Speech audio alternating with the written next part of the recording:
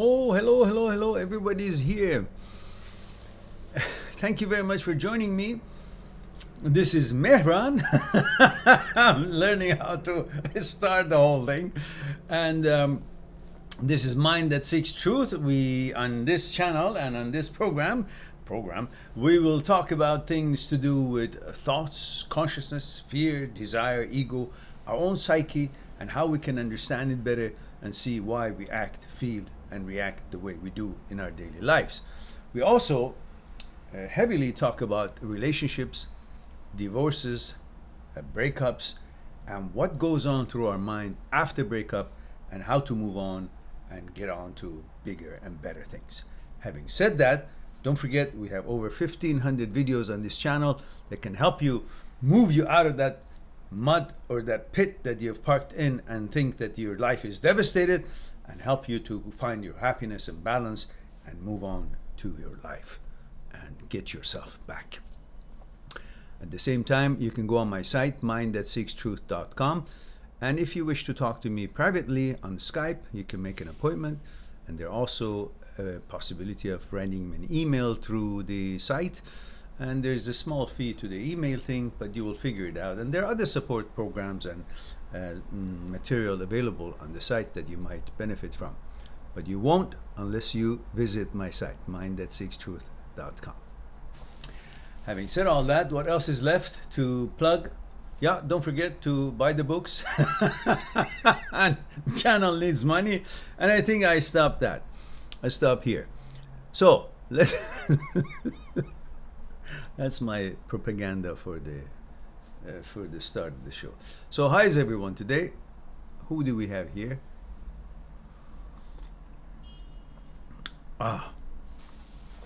Jack. Hello there. Yes, you are first for sure. You must be first. You're in the military, for heaven's sake. You gotta be able to get up earlier than everyone else. And Ayush Pandi says, India, 19. I'm second. That's right, you are.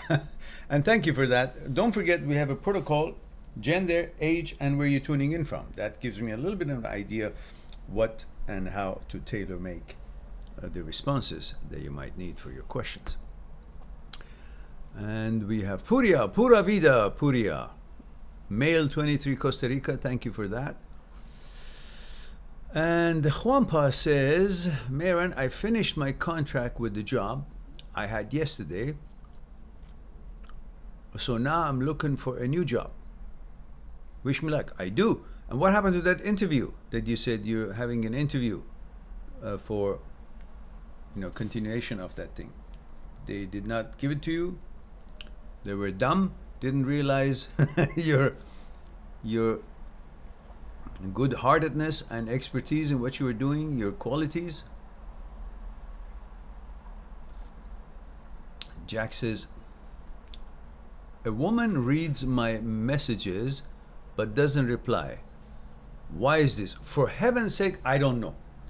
This is a dilemma that some of us face, that a woman comes onto very friendly, very hopeful, and wants to actually get to know you, and conditions you every day, texts you in the morning, good morning, I'm here, I'm doing this, I'm doing that, and all that, and suddenly then nothing. For that, I have no remedy, and I think they may have to make a different appointment, not from me, from a psychologist, and find out what the heck is going on. What was that whole gung-ho motivation, and what happened that it all died down? So all I can say is no soup for them.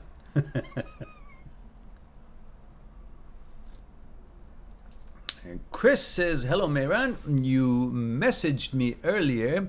Yes, I remember. You messaged with your situation, and I responded back, and I did let you know that we have a live talk here, and I'm delighted that you read it and you're here. And he says, you messaged me earlier about a 4-year relationship I've just come out of with a girl who had 3 children. Yes, I remember. and how I'm struggling with the breakup. Thanks for the advice you have given me. You're quite welcome, Chris. Do not worry. That whole thing was a kind of a response to you feeling as if you're falling from the top of a tree. In your previous relationship, you had climbed tree of life, so to speak, your own journey, and you had gotten to a certain stage.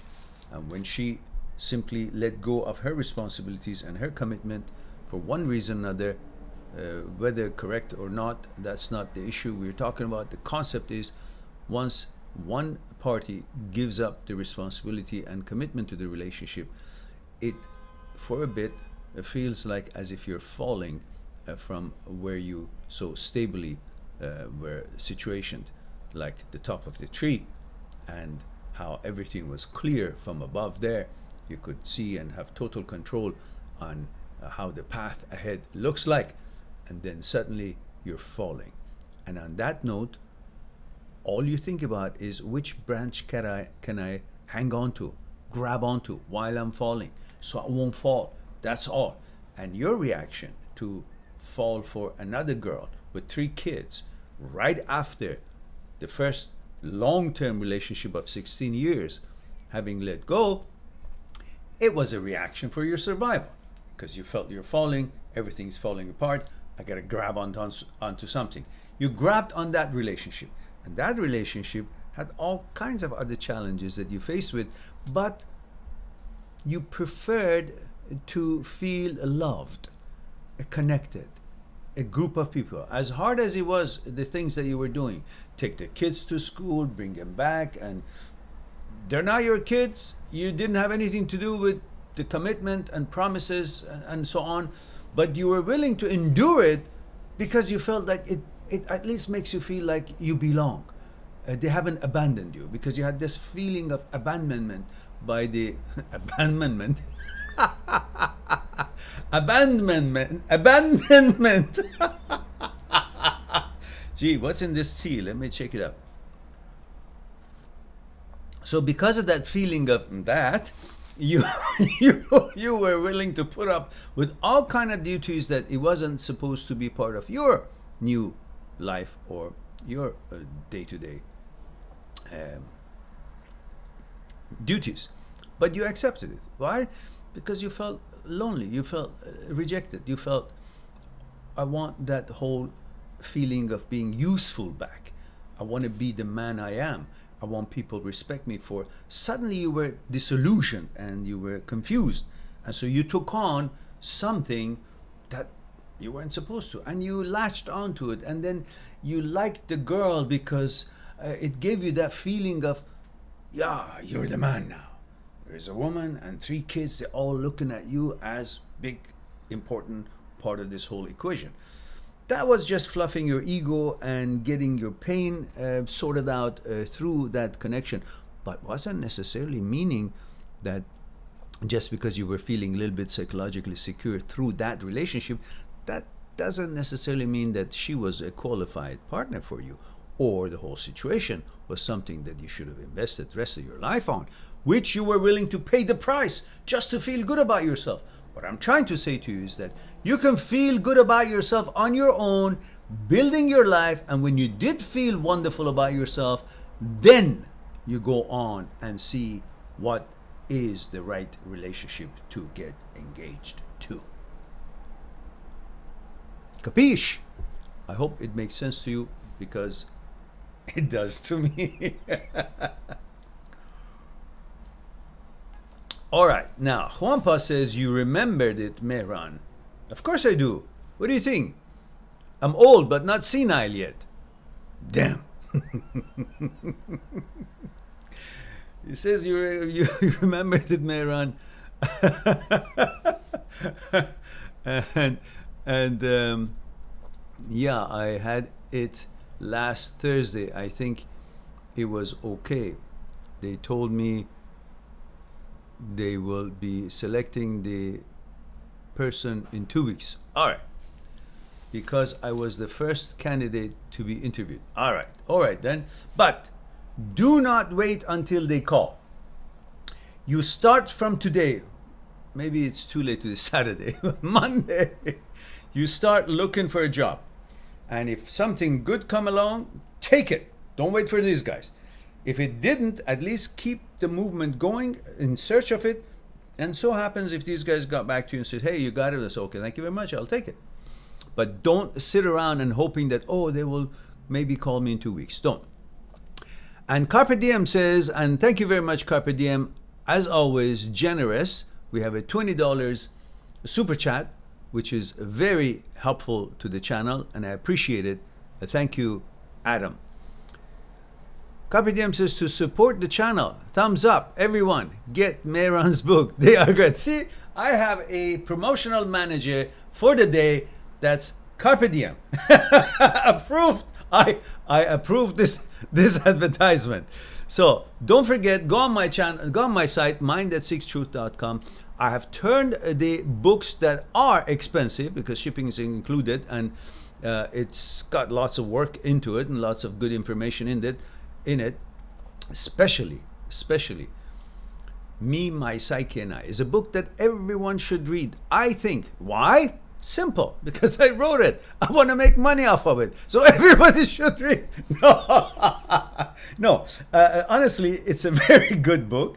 I'm impressed myself. I don't know what I was on when I was writing it, so something must have triggered a long period of over years of collecting information and years of my experience and what I wanted to express, and then over 2.5 years of putting all those 3 books all at the same time. So Me, My Psyche, and I highly recommend it.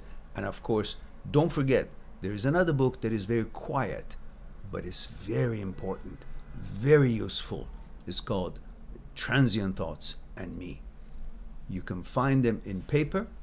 If you wish to purchase the one in paper version, I'll sign it and send it to you. However, I've turned all of those books into ebooks. And the book that you can buy for $100 or $80 US, you can buy it for $6, $7, or $8 US in ebook version. So nobody has an excuse. Don't tell me and write me, because you did before, that I love the books, I read the sample chapters, because you can read the sample chapter from my site, and I really want to have it, but it's so expensive. Now I've spent few $1,000s more, and I've turned them into ebooks, and there are no excuses, because everyone with every currency from anywhere in the world, with a cup of coffee, or no, 2 cups of coffee, unless you go to some expensive place, you can buy one of those books in ebook form and enjoy what is written there and experience and figure it out for yourself, not just because it's written there. See if it makes sense to you or not. And in the Transient Thoughts and Me, we talk about many topics about unwanted thoughts that appear in our heads. We wonder what they are, what to do with them, what they mean. Do they define me? How do they appear? Why they appear? Where do they come from?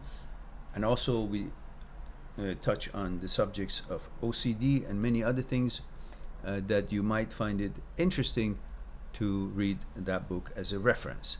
The chapters are independent. You don't have to read them like a novel, but you can read them when you choose a topic from the table of contents. Don't forget to like the videos you watch, and share the videos, and do whatever you can legally to get this channel noticed, because we're dying here. Let's be honest. Nobody wants to learn anything. Everybody just wants to be encouraged. Oh, I think we'll be okay. But then they go about their own business and they don't give a damn about the person who's really in pain. But what we offer here is understanding your own psyche, because that's where everything starts and ends. Everything that we go through, pleasure or pain, why we like it, why we don't, why we feel the way you do, it's all because of our thoughts and ego and desire and fear and consciousness. We got to understand how they come about and how to control and be able to roll with them. All right, having said that, let's go on to Chris. Says, thank you. Yes, it does make sense. Thank you again. You're quite welcome, Chris. Juanpa says, okay, Mehran, will do. Thanks. Good. And Juanpa says, I've read 77% of Me, My Psyche, and I almost finished it. It is the most revealing book could ever find. Ah, wunderbar. See, we have a live witness that the books are good. So, what can I say? There it is. Emmanuel, hello there. Emmanuel, 26, male, Boston. Am I right?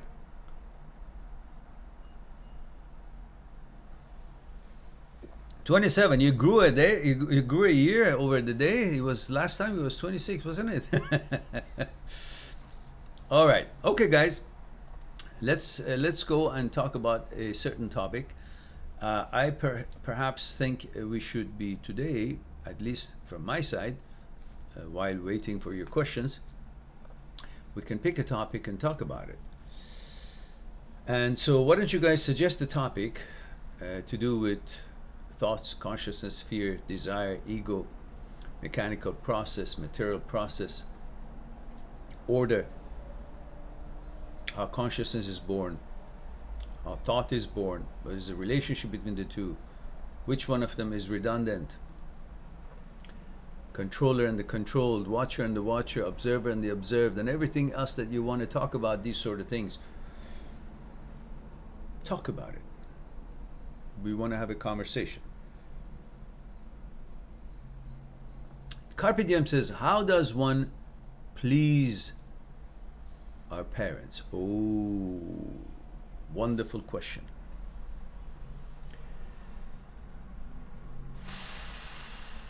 Wonderful question. I don't know which angle to start it. Number one, the whole idea of pleasing the parents is a problem. Even at age 50, 60, we still are concerned about their approval of us. Well, it is appropriate to have that mentality because they're parents and they've given us so much, provided they're good parents. But also, one reason that we still think that way is because we've been conditioned since childhood to please them. Now, they didn't mean to condition us to become under their control, but that was the only way that they could counter their own fears of losing what was most valuable in their life, which was their children. Because with every pleasure comes fear. You have a pleasure of having money, then you have a fear of losing the money. You have pleasure of having a great job, you have a fear of losing the job. You have a pleasure of having a girlfriend or being married, and you have a fear of the woman leaves you. For whatever reason. We're not talking about the merits of it, we're talking about the fact that these are the counterbalancing what is happening in our psyche. So our parents at the time when we were born, obviously they loved us because every mammal likes their offspring, loves their offspring, protects them. Animals do that, let alone human beings. So naturally we were loved. And that love, the pleasure of having a child, had brought fear for them. In order to make sure that fear is dealt with, what did they do? They tried to do their best to make us conform to certain behavior that would reduce the risks of anything bad happen to us, which would in turn remedy their own fears. But they didn't know that's what they're doing. And the byproduct of that, protecting us and getting rid of their own fears, bringing a certain level of psychological security to themselves, was through controlling us, confining us, disciplining us, making us do certain things in a certain way. Certain permissions were given, certain not. And in order to do that, sometimes they would be cross with us, a frown. An energy is extended when there's a frown. And that energy is not pleasant. It's a punishment, in a way. They don't mean it, but we feel it. All those plus, you can't go here because you did not do your homework. You can't do that because you were not polite. You can't eat this because you were naughty. You can't. All of that conditioned us over the years that the most important thing in my life is to please my parents, because I want to be loved. I want to be protected. I want to get that energy that gives me psychological security. My mommy's energy, my father's smile. All of that was done to us unconsciously by our parents, without any malice in mind. But they were doing it. And so did we do the same to our children, the ones who have children. Maybe different, because we realize certain things we'll learn through the process. If we were a little bit interested in learning and what happened to us, we tried not to do it to our children, or treat them differently, with different level of respect and connection. But nevertheless, it is our own fear and the love to protect our children that makes us sometimes be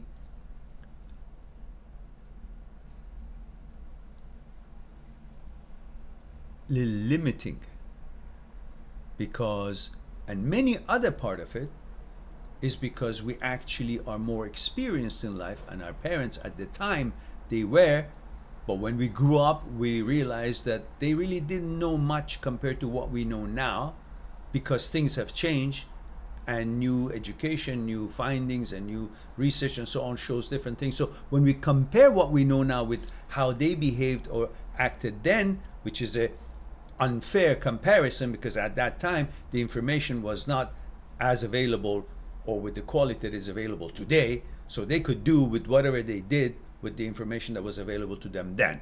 So expecting them to have done it differently is not fair.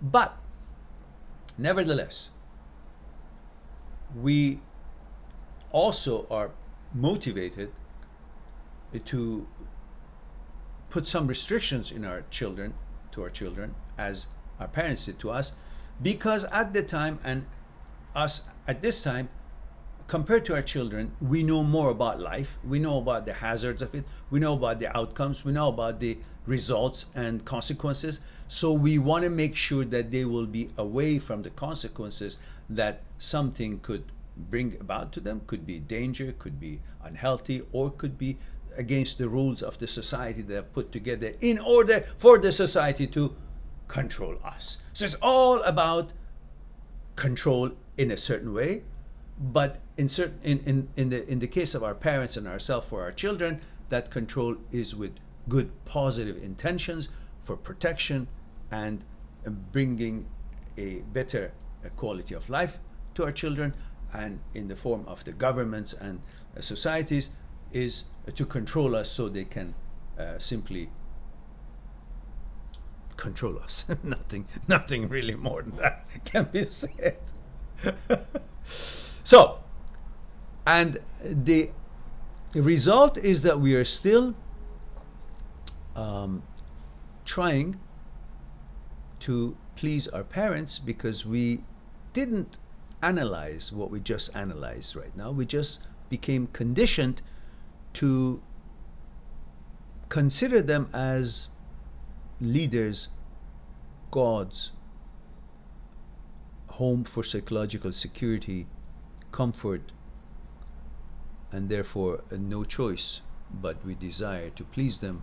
Also because of gratitude, appreciation. And when we grow older and we have children, we realize, holy macaroni, their job was not easy. It was tough. I remember when I was a student of Aikido,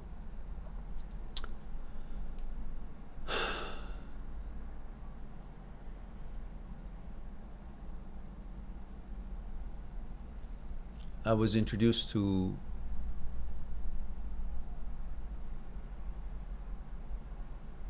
the founder of Aikido, that I was training in that discipline. And he visited us in our university, and we had a big, huge seminar in the gymnasium. And other masters from different parts of the United States knew me as a cordial, respectful, and enthusiastic student, and introduced me to the founder, the master, that was visiting us from Japan. And they introduced me to him as Mehran is also horse instructor, because I was an equestrian and I had won many championships and some international championships, and highly trained in that sport. And they knew about it, and they so introduced me. When they introduced me to the founder of that discipline, they introduced me as Mehran is also an instructor in horses. And the master, the great master, looked at me and smiled and said, yes, it's good and it's easy to train a good horse, but it's very difficult to train a good human being. It's very difficult to train a good human being. I never forgot. And I wondered, I said, how could he say that when he is the symbol of positivity, strong key, and so on? It took me 20 years to understand what he meant. It took me 20 years or more to see, yes, we have all kinds of human beings with all kinds of energies and all kinds of intentions and all kinds of egos and selfishness and manipulations and all the shortcomings that they have, and they're trying to remedy all that shit that is in their psyche by controlling and imposing their will on other people and abusing them, manipulating them, cheating them, and controlling them to their own benefit, which is showing how limited we human beings are. And the master was quite right. So, I don't know why I said what I said. I don't remember. I don't care. Let's go on. We have a super chat, which is most important right now. $4.99, which I'm sure it was $5. Somehow somebody took a cent away. I don't know what happens to these cents. One-legged pigeon supports us for our channel, and he says, thank you, Mehran, for the advice you gave me yesterday. My pleasure, dear.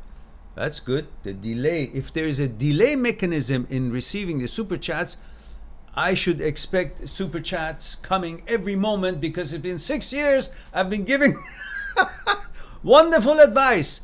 The delay should now start clicking in. The channel needs money. All right, let's see. Thank you very much, one-legged pigeon, and you all know this is all in good, good fun. So let's see what we have here.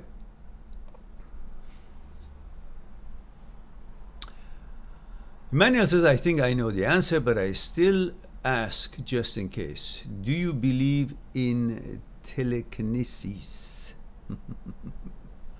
I will get back to you on that.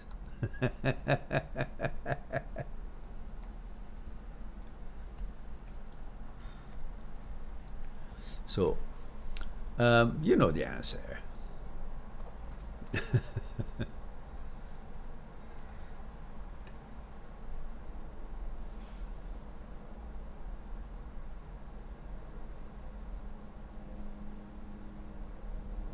Yeah, well,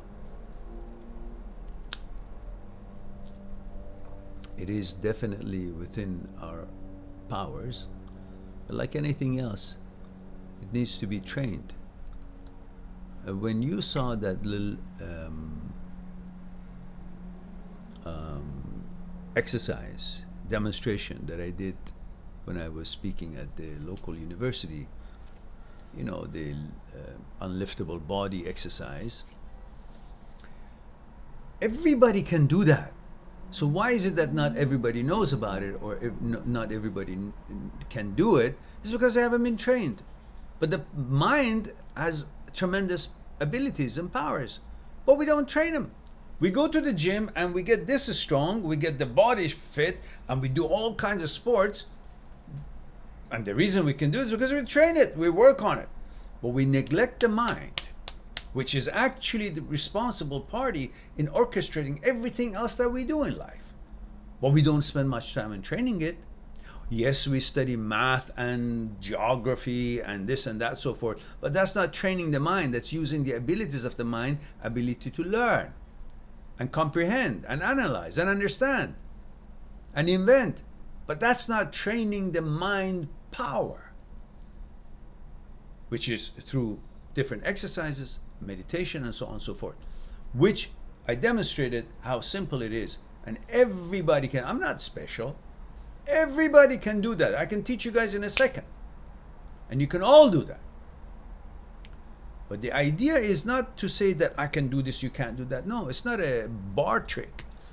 Is so that we can show the mind has certain powers, and just like we train our bodies in the gym, we can also train our mind and make that strong to help us to have a better life, a more capable person in dealing and enduring the challenges that comes to us every day of our life. And so if we vigorously train our mind, which I'm sure there are lots of people around the world in different disciplines that are dedicated to that, they have different powers that they can demonstrate.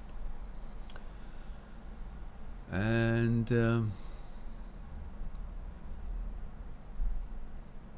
so, getting back to Carpe Diem's question, when he says, I want the best for them, but as the only son, it is a lot of work. Yes, it is. So the best way to please the parent, in my opinion, is to take the best care you can of yourself. Because their love, if they're good parents, is unlimited. And their love is focused on you. The only thing in the best way that they will be pleased and happy, if that's what you want to make them to be, the way they look at it is that if you take good care of yourself.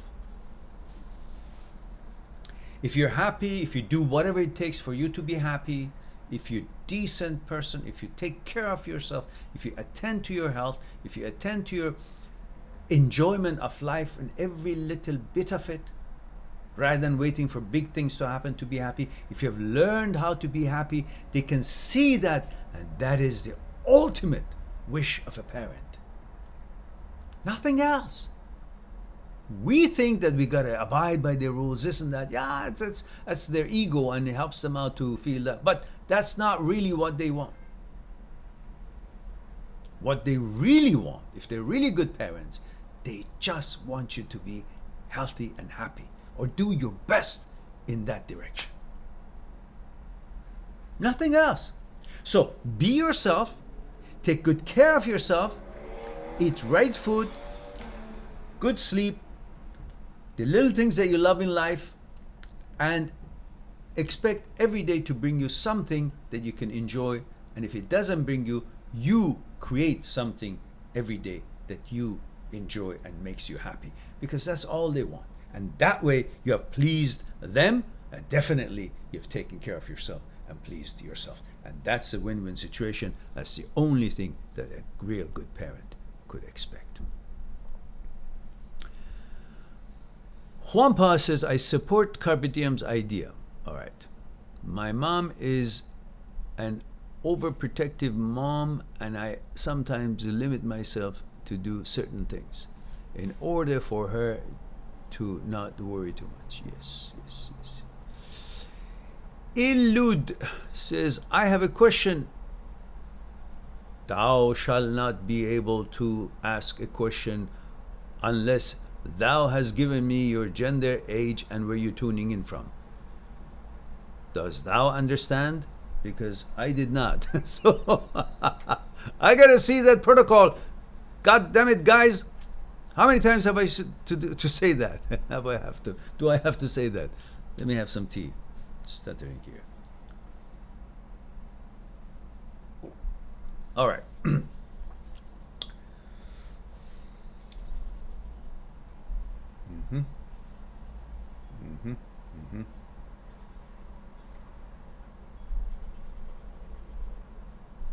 So, let's see.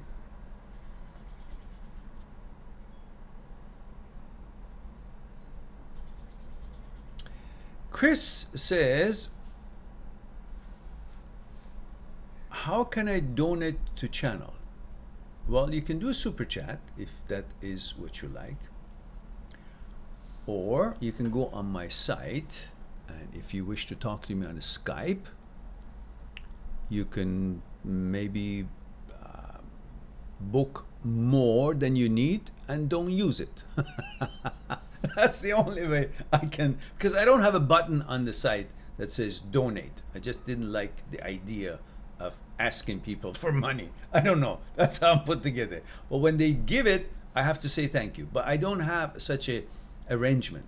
So buy a book or make an appointment for Skype and send a note says, I don't really need to use it. I just wanted to help the channel.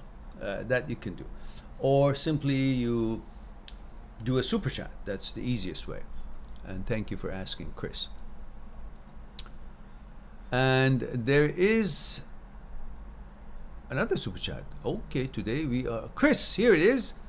Chris helps the channel for £5, and that is very generous, and thank you very much. We go to, let's see if there it is. Il Lud says, male 21, Florida, USA. Thank you, Il. I don't want to call you Il. It's kind of ill to call you Il. So either give me a name or call you Health. And Lud says, would you be able to answer my question? Haha, you have helped me a lot, especially in super chat. In super chat, really? You can call me Matt. All right, good. I can call you Matt. So you actually have been contributing to super chat? Good. I don't remember it, but I take your word for it. Thank you very much. So let's go and get to Matt. Matt says, Matt has written a book, by the way. So let's see. Chapter 1. I have a question. So my ex liked to drink alcohol, and I didn't. Good for you. Let me recall myself. Now, this is why I always ask guys, when you respond to your question, follow up, just always do mention that 3 codes, M21 Florida. It reminds me, because I don't constantly remember, and then I want to refer to it, and I want to consider what age that person is, what kind of a response is appropriate or not, and I have to go back find it. So every time you respond or follow up, just add that, if you will. It would be greatly appreciated. See, right now is male 21 Florida. Just say M21 Florida, FL. M21 FL. Simple. Before every response, and I will get it. Male 21 Florida says, Matt says, my ex liked to drink alcohol and I didn't. Is that one reason why we weren't compatible? The hell with that. What do you mean?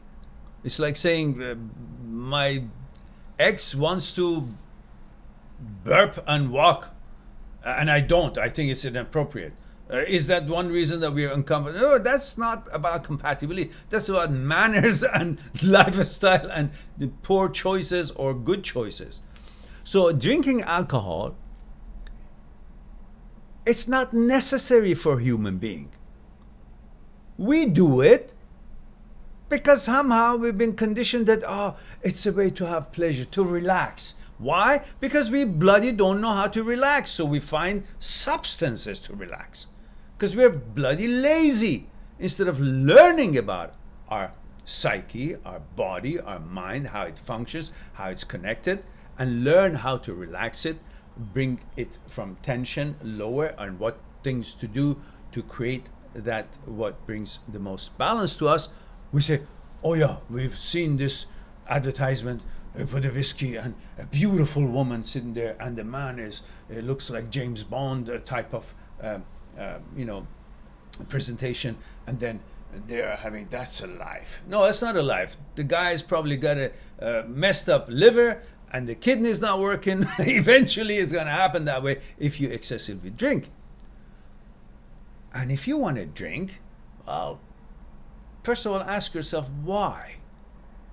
Why at the age 21 that I'm full of pep and vigor and I can build and do things and conquer the world, why do I want to drink? Why? Just want to sit there or what? Get out of my, why? Do you have so much things that I can't handle? The whole idea of being a strong human being is to be able to deal with things independently, not with substances, because then you will lose the ability to deal with things on your own, and you will always have to seek the assistance of some goddamn substance, which you don't benefit from it. It deteriorates your system when you excessively do it, definitely in any drug right away. Drinks, when you excessively do it. And who benefits from it? The manufacturers, the business people, the ones who actually suggest or sell that thing. It's not going to help you. All it does, it takes you out of the connection with the energy of the universe to keep you strong and sharp, to be able to create and build your life, and takes that opportunity away from you. So the ones who actually are selling the drinks and they just want you to become the slave of their products will benefit from it and keep you away from actually accomplishing anything in life, because you become an addicted loser on drugs, on alcohol excessively, and everybody else is winning the race and you happen to be staying behind. Why? Because you fell into the idea of, oh yeah, drink makes me relax. No, it also does many other things that you don't want to have anything to do with it. So the idea that you don't drink is appreciated, is very strong, is very good. You want to drink, you drink in an occasion, not as a habit. Some, maybe, I don't know, a birthday, Christmas, or some New Year, some celebration. Okay, a little bit drink, just a little bit. I know it's a pressure of, oh, I'm young and everybody's drinking, and if I don't drink, they think I'm a child or this and that. No, the hell with them. And if you're really not that strong to say, I don't care, well, do what we did. We were young ones too. I mean, I was in university and I loved dancing. We used to go to disco every weekend. Not every week, but most weekends. We would gather with the girls and guys and would go to discos. And of course, over there's a pressure that everybody is drinking or pretending they're old and mature and all that, especially at that age, 21. So what would I drink? I would go to the barman and order sparkling water with a lemon on it. Who would know what's in it? They think it's gin and tonic. But it wasn't. It was just straight up 7-Up or straight up sparkling water. And later on, we wanted to be more sophisticated. We would say Virgin Bloody Mary. Bloody Mary has alcohol in it, but it also has tomato juice and other stuff. So we'd say Virgin Bloody Mary. That means keep the alcohol out, give me the rest of the goodies. Delicious stuff. And it would look like the drink everybody thinks I'm drinking, Or Screwdriver, but no vodka, just the orange juice and whatever it comes with, the umbrella, whatever the hell it comes with. So nobody's gonna taste my drink and say, oh, does it have alcohol or not? So you're not mature or you're... First of all, I didn't give a shit. Secondly, if you really wanted to be part of everybody who's doing something, and if they want to toast, you have something to toast, get the sparkling water. Get some, orange juice or Virgin Bloody Mary, something with no alcohol. And you don't have to have alcohol in your system to be happy and be jubilant and be energetic and enjoy and be, just be part of the crowd. You don't have to. That's the first step of being controlled by the peers and by the society, and to comply to what they want you to do. No, I don't want to drink. Now, if you wanted to drink, well, you'll drink a little bit. My father always had one glass of wine with his dinner, or maybe one small beer with his dinner. That's it. One. Not every night, but maybe 2-3 nights a week. One glass, that was it. Because he was older and he thought he was told by the doctors that is good for, blood pressure or health and stuff like that. Just enough. If it's more, then it's not good. It's bad. So, and he always told me, when are you going to be normal? Have a glass of wine with me, Mehran. I said, Dad, I don't like to drink. Mind you, I did. When I was in university, we had Aikido training. So after that, we had celebrations. So I drank sake. I didn't know better. We had tequila, and after soccer games, we had some, I don't know. There was some wine I liked, Japanese one, Akadama wine, sweet wine, cherry wine, Akadama's sweet cherry wine. But when I grew up, but I never ever drank like other kids drank.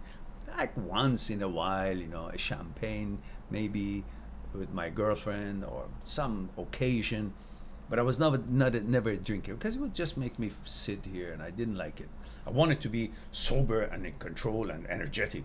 I liked dancing. I wanted to be active. So I never drank. Definitely not outside. But if we were in some, gathering in my own place, maybe, I tried to. Or in a celebration of, Aikido test or something. Yeah. But we were young. We didn't know better. When I grew up, I didn't even do that little bit anymore. I remember once in a while, when I was in Germany, I went to a disco for dancing. I did drink quite a number of beers that night. But in Germany, beers are pretty clean without much preservative. So I didn't even get drunk because the cups were a little small. Alt beer, I liked alt beer.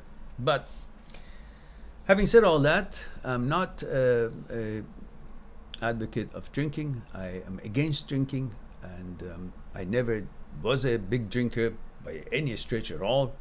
I have tried it here and there, but I was very young and definitely over 21. But when I knew better, when the new information came out, and health consciousness and nutritional values and all these studies and researches, and I became more interested in that, I realized that it's just nothing really good for me. It's just something people do. And I simply don't choose to be out of control. I want to be in control. I want to focus on exercise and sports and health and stuff. So I was never a favor of drinking. I did do my tries here and there, but it never interested me. I liked that idea of being in control rather than out of control. So I suggest the same thing. And that has nothing to do with you being not compatible. Yeah, I don't want to be compatible with someone who drinks. Simple, So you want to find a girlfriend? Well, find a girlfriend who also feels the same way. Not because of you don't drink, because she doesn't feel it should be something to fall back on or think that it's going to solve your problems. Once you finish drinking and get out of that whole mood, all whatever caused you to go drinking is still there. You still have to deal with them. The drinking doesn't change anything. It just gets you out of being really focused and conscious to deal with something. And then when you come to it, you still have to deal with the same problem. It's like saying, I have homework to do, but I'm going to sleep, and thinking that when you wake up, the homework is already done. No, there's still homework to be done. And that's what you do when you drink. You kind of put yourself to sleep from all the challenges and things that you got to deal with, responsibilities and duties. And when you get out of it, you see all those are still there. So why did I drink? Because I wanted to escape. Because I'm lazy. I'm scared. Instead of really becoming strong, learning how to deal with the problem that I'm facing, instead of how to relinquish my responsibilities and go and drink and figure and think that, oh yeah, that's going to solve my problem. Because right now I don't feel I have any problem. Why? Because you're out of it. You can't even think about, which way to piss. You think you're going to think about your problems and how to solve them? You're out of it. And you think, oh, life is so wonderful when I drink. Yeah, because you're not thinking about the things that can build your life. You're just thinking about escaping from life. That's what you don't want to do. All right. You got me going on that one. So, Matt.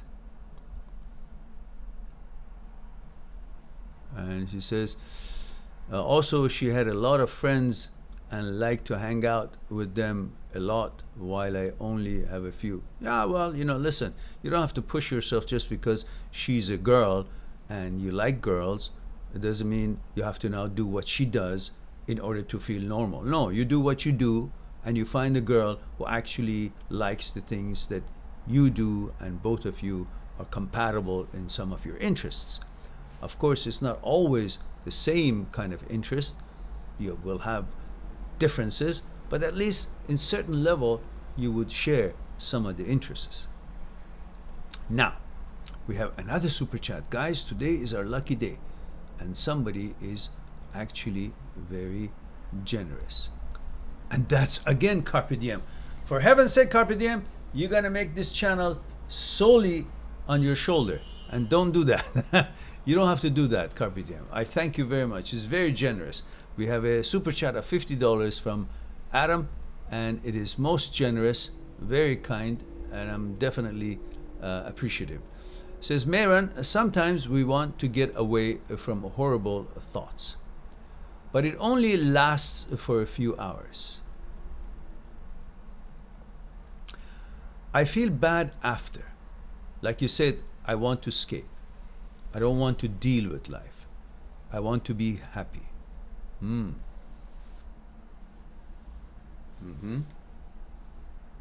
Yes.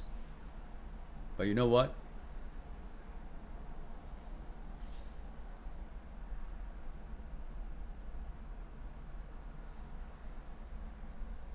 Nobody ever passed an exam by just getting up from his seat and leaving the classroom. Because when you leave the classroom, leave your test on your table, you don't have to deal with it. There's no exam anymore, but you didn't pass it. You didn't solve those questions. So nobody ever solved anything by just walking away from it. So whatever we choose in life to walk away from something may momentarily make us feel good because we don't have to deal with it, and we have justified the fact that I don't have to deal with it. Why? For the reason that I'm no longer in that position that I'm facing with that problem and wanting to deal with it. I've removed myself from that circumstance and occupied my mind by some kind of entertainment or some kind of a justification or whatever it is that I felt I don't have to deal with it, and I justified why I don't have to deal with it. But I never solved anything. I never faced it. I gotta face my fears. I gotta deal with it. Because once I face my fear, once I deal with it, once I figure it out why I felt that way, then I don't have to run away from it anymore. It is now in the field of the known. It is no mystery anymore. It is known. And in knowledge, in knowing, there is power. If we are looking for a powerful life, we got to be focused on how to deal with things, not to set them aside, because we still have to bloody deal with them, and they will pile up. And then it gets to the point they say, I can't deal with all that thing. Why? Because I didn't deal with them as they showed up. I procrastinated. I put it aside. I bamboozled myself. I entertained myself. I pushed it away. It is no different than when you're swimming in the ocean. There's debris and garbage and everything in it, and you just push them away and swim and push them away and swim. Well, they're still going to come back if you hang in there, stop swimming. So the best thing is to bloody get them out of the water, whether it's pool or pond or ocean. Just get them out, clean it out, deal with it once. Then you go and swim. There's no more debris coming and crowding your life. Clean it up. Deal with things. Once you deal with them, they will disappear forever. When you avoid them, they will just not be in the field of your vision. They will not be in your field of vision, but they're there. It's kind of like not paying taxes. You avoid it, but bloody hell, it's always going to come back, and somehow they're going to get it. You got to deal with it, and you got to pay that tax. So might as well arrange for it, deal with it once, sequence of how to deal with it, how to pay it, and it's done with, and you move on to making more money. Solve problems. Do not procrastinate them. Do not put them aside. Do not escape from them. Solve them. And solving doesn't mean to be exactly as you wished it to be. Solving a problem means just deal with them the best you can. Make a decision. Do some action or reaction that is necessary to deal with that situation. Don't simply ignore it. Ignoring does not solve anything.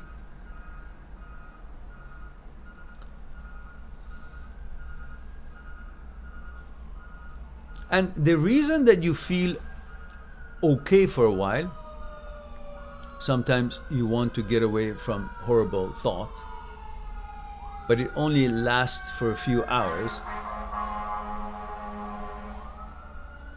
is because it's all about our thoughts. It's all about the way you think.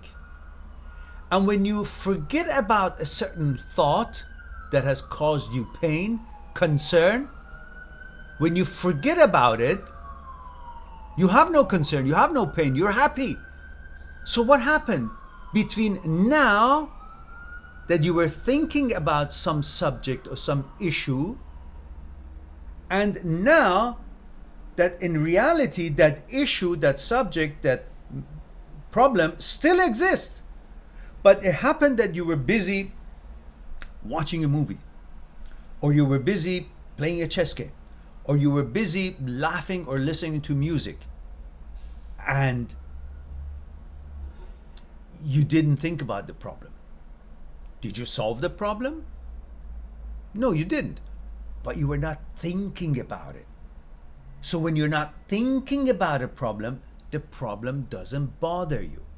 It's all about thinking. Whatever you think, it causes you to feel.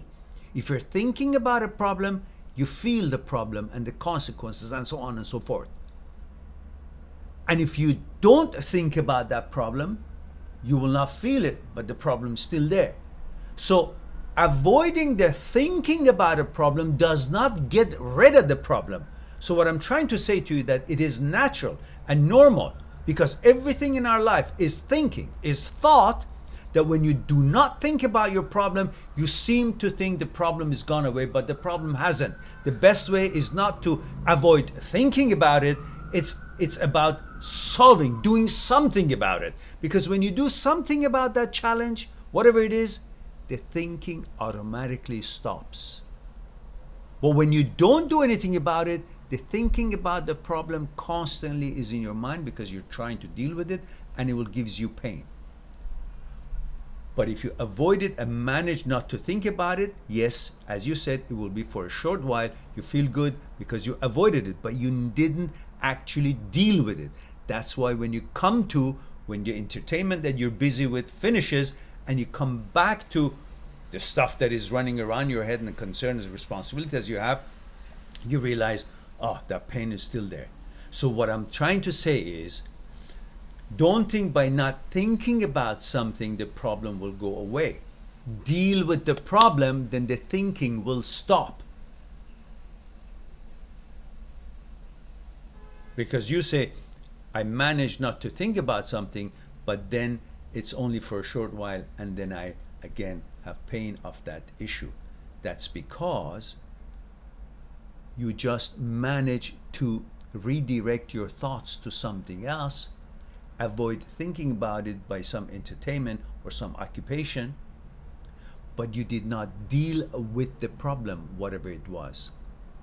But if you actually, instead of avoiding thinking about it, at the right time, not constantly thinking about it, when it's necessary to think about solving issues, when you stop avoiding thinking about it and focus on dealing with the issue, the thinking stops, whether you're entertaining yourself and avoiding thinking about it, or you're relaxing and have nothing to do. There is no thinking about that painful issue or experience, because you dealt with it. And when you deal with it, it's like figuring out an equation that you're trying to find the answer to. When you find the answer to that mathematical equation, you're no longer searching for the answer, so the thinking process stops.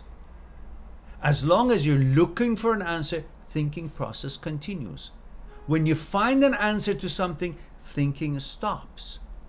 Or when you choose in some situations, says, I don't want to find the answer, then thinking stops too. But in the case of problems, I suggest you actually do find a solution, or do make a decision one way or another in order to deal with that issue. So even when you're not busy in your mind, there is no more thinking of that issue, because the thinking has stopped because you dealt with an issue. I hope that makes sense to you and it's not confusing. I will upload this again, so in case you wanted to refer to it. Now, getting back to Matt. Matt says, she drinks with weekly, almost daily, and she is young, and it seems disturbing to me, and she constantly exploring every day. This is why I asked. Yeah, that's terrible. Just tell her, listen, you want us to be friends? I don't want to drink, and I don't want to be introduced to drinking because, well, remember, guys, you're a heterosexual male, you love women, and women are so precious and important and amazing. Just to be with them, just to know them, just to interact with them, it's beautiful. It's like a whole different energy, like you're spending time in a beautiful garden with beautiful flowers. Every one of them have different character and has a different energy that adds to your happiness and your enjoyment of this experience of life. But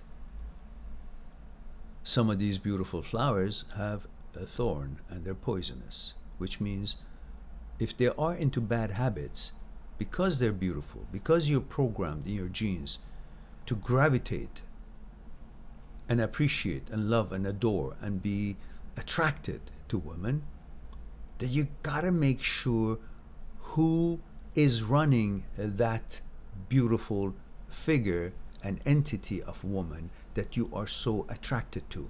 You gotta focus what is in her consciousness, because if her consciousness is conditioned with garbage, you being a heterosexual male and attracted to a beautiful woman and love and adore women, you will end up trying to please her by becoming and engage in some of the shit that she is involved in.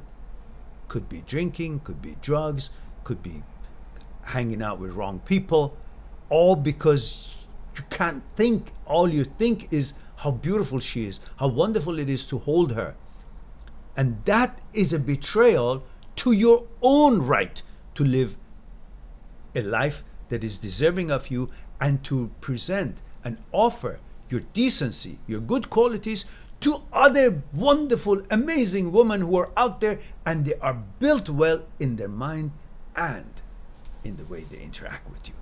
So you're denying another good woman who deserves your goodness and falling for a woman who's aesthetically beautiful, and you're programmed to follow it, and you end up trying to please her through getting involved in all negative habits that she might be involved in.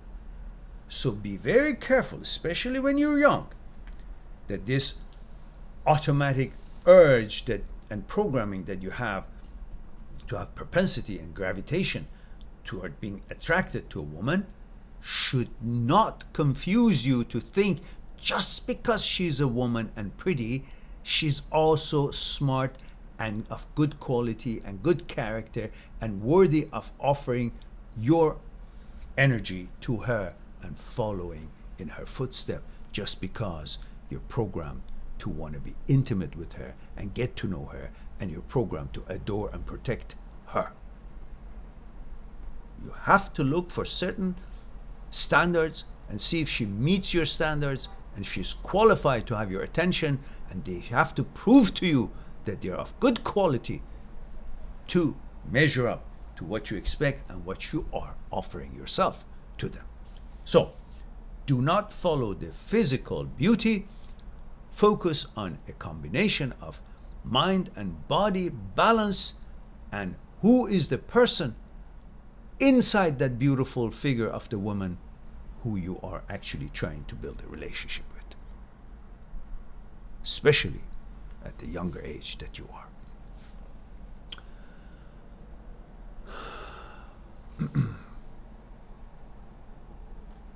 Matt says, thanks a lot. You're very helpful and I love your enthusiasm. All right. Matt says, my ex hated to be home, and that's also why she broke up with me, because I like a relaxed lifestyle, and she also already made out with someone, so she seems so wild and has no morals or rules. Well, yeah, she's really going a little bit on the idea of, oh, life passing me by, and life is about me experiencing this and that, all the bullshit that it fits and is bombarded with the new generation's age, that you're losing if you're not being an asshole. You're losing if you're not doing all kind of weird things. As if life is about to come here and disrespect it by just do nonsense stuff and think, oh, that's living. No, that's being irresponsible. There's a balance. There's some things that is okay to be engaged with, some things are not. And that is you who will decide what is proper and what is not. That's not me, but you must have some kind of a standard to abide by.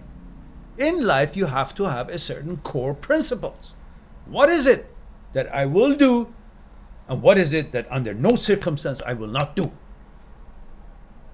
And under any circumstance, I will not get engaged with. Such as, I will not use drugs. That's core principle.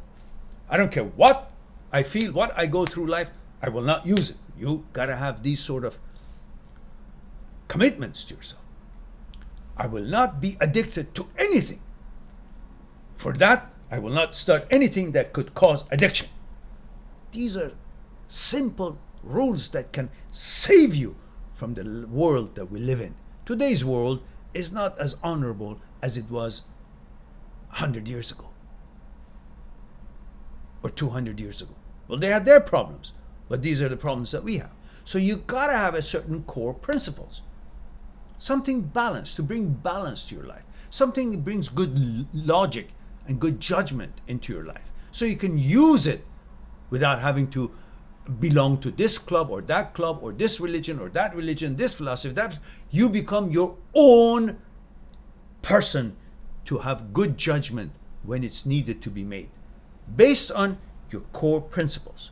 These things I will do, these things I will get engaged to, these things I will not. So basically, it would be best if you sit down and say, what are the things that I will never want to be involved in this life? Remember, when we are all born, we sign an automatic contract with the society.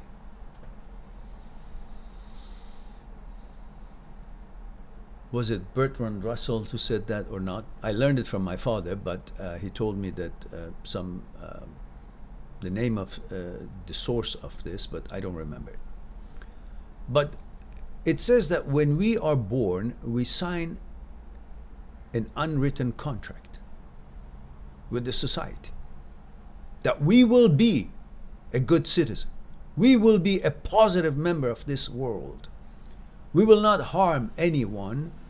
We will stay away from negative influences and negative energies, and we will do our best to bring about a good, positive response and contribution to the society and communities that we live in and to the world in general. We will not steal. We will not bring harm to others. These are simple rules. Why did it come to this? How did this discussion came with my father? Well, my father, you all know, some of you know, was a very educated man. He had a PhD in law, and he was a politician, and he was a lawyer. And when I was working at a bank years ago, I think it was about 40 years ago, 38 years ago, I was a young man, and I had gotten a job in one of the banks here in town in Canada.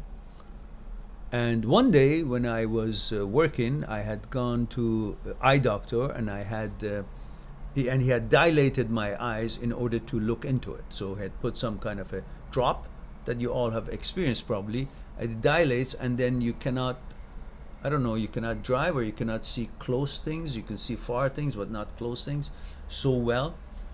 And so I did my exam, and then, it was, I guess, lunchtime. I took a break from the bank that I was working. I went, it was right close by. And then I came back to work, and I was a teller. I was working as a teller. And this man came in and presented a check to cash. In the old times, we didn't have the computers. We had the fiche system. So we would put these slides, and we would find the account number of that check, and we would see what the situation is. So I did what I had been trained for, and it looked okay. And of course, my eyes were, but I did check it out and cleared the check and paid the guy the money. A while later, the check bounced.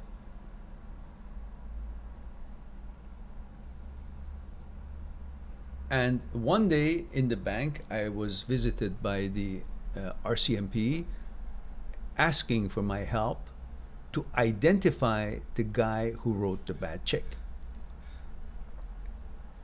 So before he comes, the bank manager told me that, Mehran, tomorrow or such and such day, RCMP will come here to ask us if we can identify the person who gave the check, and the check had no money in it.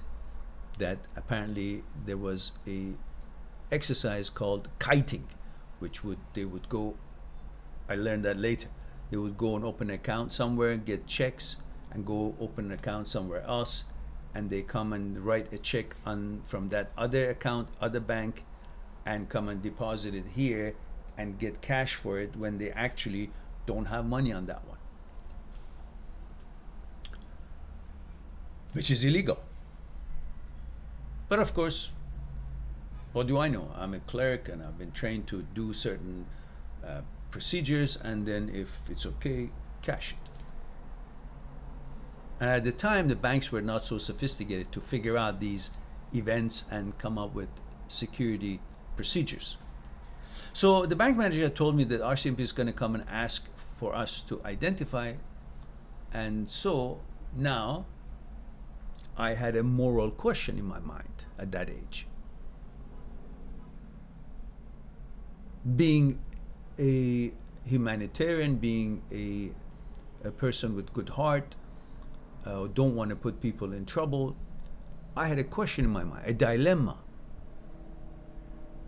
Should I? Maybe the guy's mother needed money for operation. I was thinking. Maybe he didn't have food. What is my duty here? So I asked my father.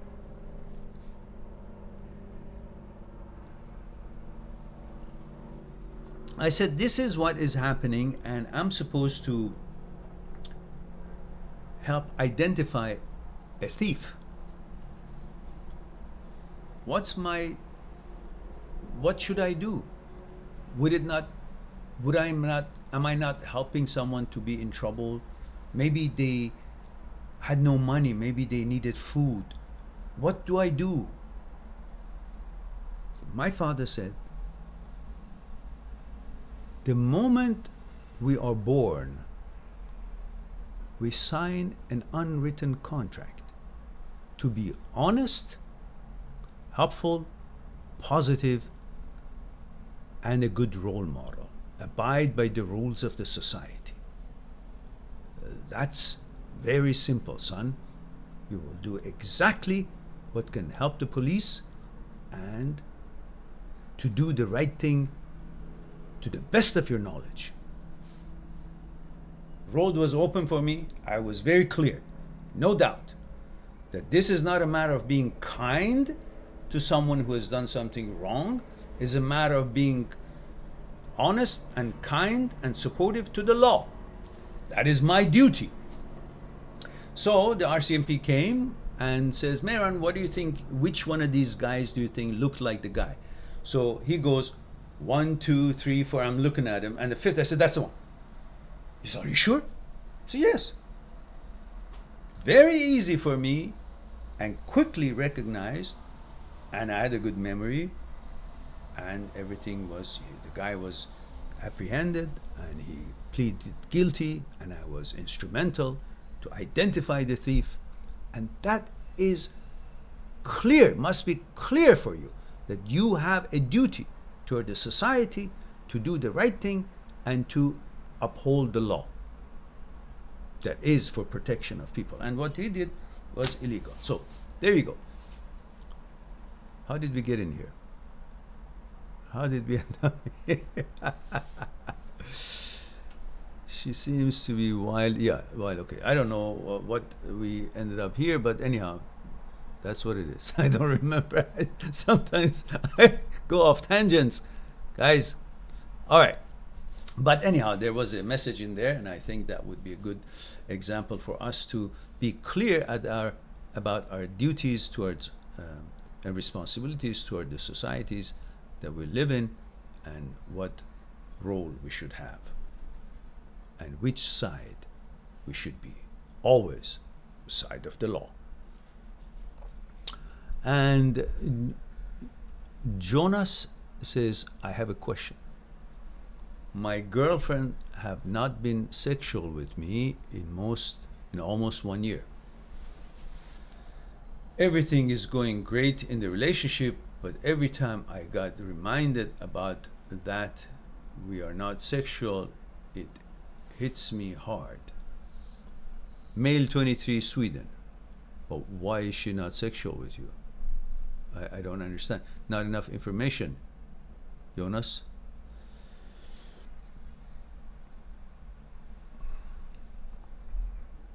That's the reason, if you guys together for a year and you haven't been intimate, you got to talk about it. Why? Obama Your Mama says, so how do we deal with the problems of getting over an ex and dealing with the issues? 30 Mile, Florida.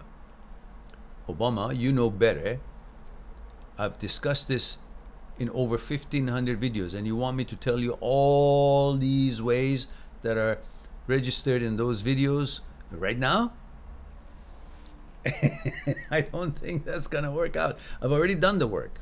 Just watch any of the videos and you will there's a playlist called How to Move On. Look at the playlist list, and it'll say how to move on. And there are a number of videos there. Carpe Diem says, thank you, Mehran. You're welcome. Says, God bless, Mehran, and same to you, Adam. Thank you for being here, and thank you for joining us. Thank you for your support.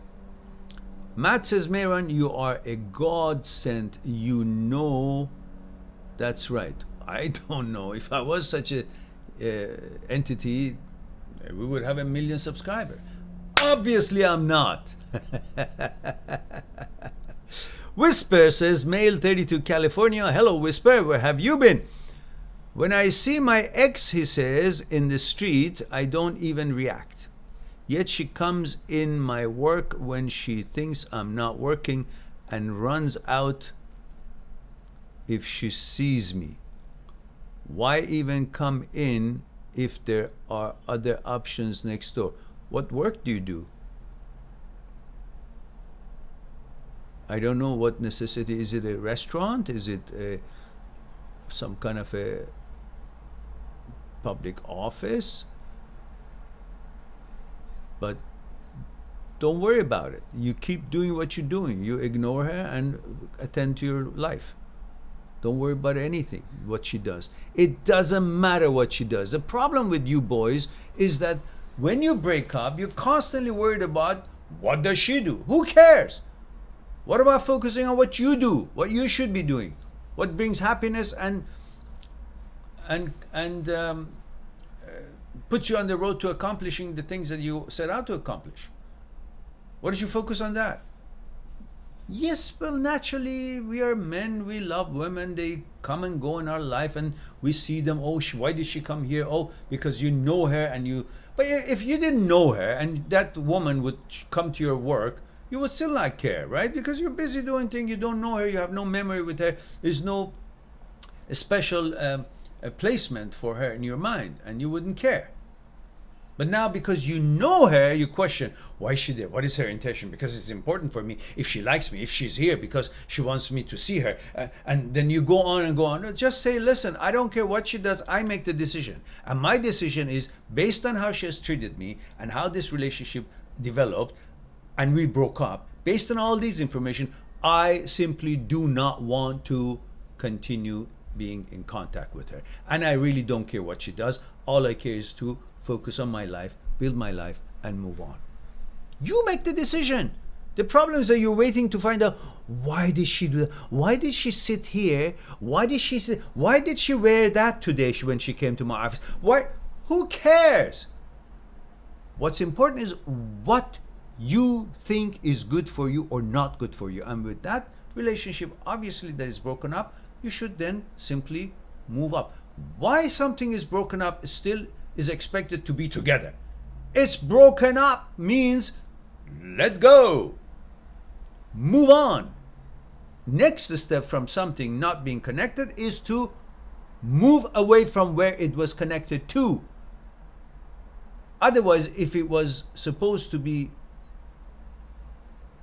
not connected, then you wouldn't be in a relationship. So it wasn't a relationship, but now that is not connected, that means it's not time to keep staying where it was. It's time to move on. It was connected because it wasn't supposed to move on. It was supposed to be together. But when it's not connected, it's not supposed to be staying together. It's supposed to be moving on. So move on.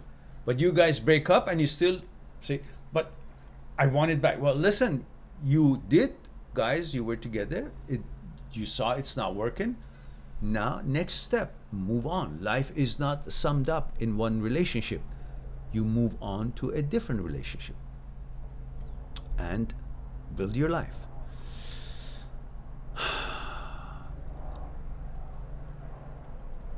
And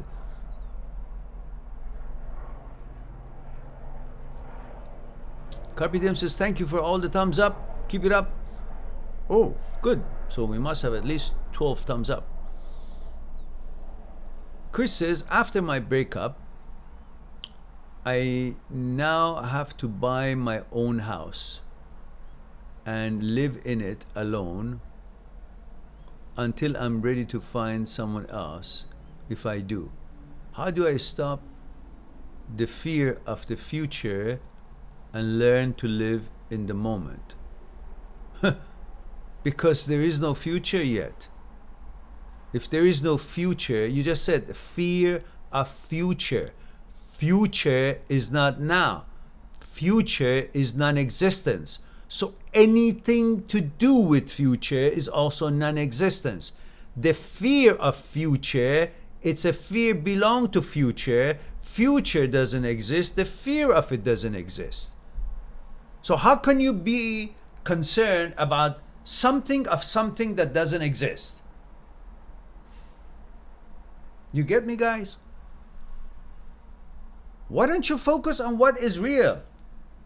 This is the tea. This is the only tea. Yesterday tea, whatever it was, is not here, cannot be here, doesn't make sense. I'm not going to be thinking about it. I'm not going to wish to drink it because that's the only tea is here. Tomorrow's tea, I don't know what it is. I don't know if there's going to be enough water tomorrow. Let's see. What kind of tea it is. It doesn't exist. This is the only tea that I should focus on. Excellent. Cold. Ew. But so the idea is be realistic. Live with the actuality of life.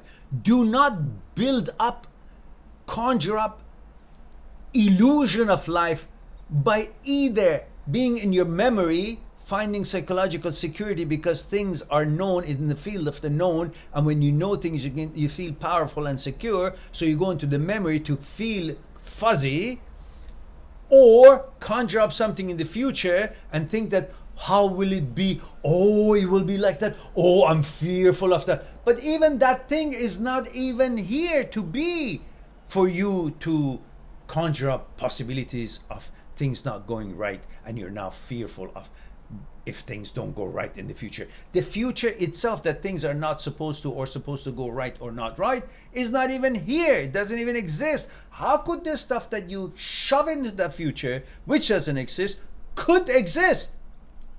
The time span of what you're afraid of something not going right doesn't exist. How could that thing that you're worried about not going right exist? So the fear of future, there's no such thing. If you have fear of now, well, that's something. But you shouldn't, because you can see everything in the now and you decide. If it's fearful, I want to go away from it. If it's not, I'll drink it. I hope it makes sense to you guys.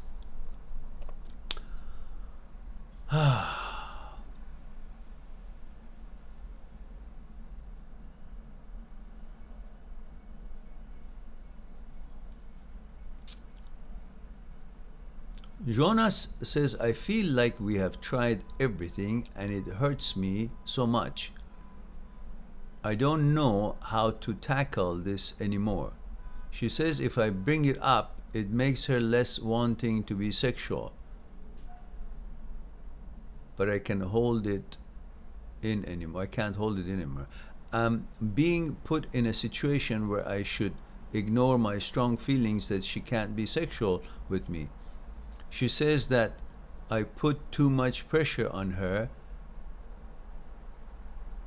but I have gone so much time, it has gone so much time, and it makes me angry. I don't understand. Let me see, what was your age? Let me go find it. 23, Sweden. I don't get it. 23, and she's probably what, 23, 24, 22, 21? Tell her, what are you talking about? You guys are living together and she doesn't want to have sex. Well, say why. What's wrong? Is she having some kind of an issue?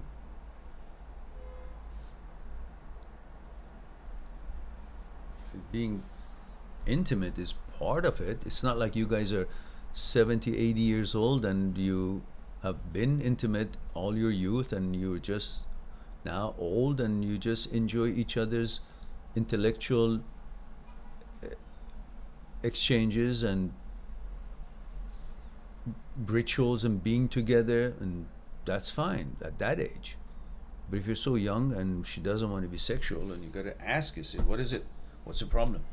You don't like me? Let's go our own way, because I want a situation where you wouldn't have to be convinced into intimacy. You want to be intimate with me.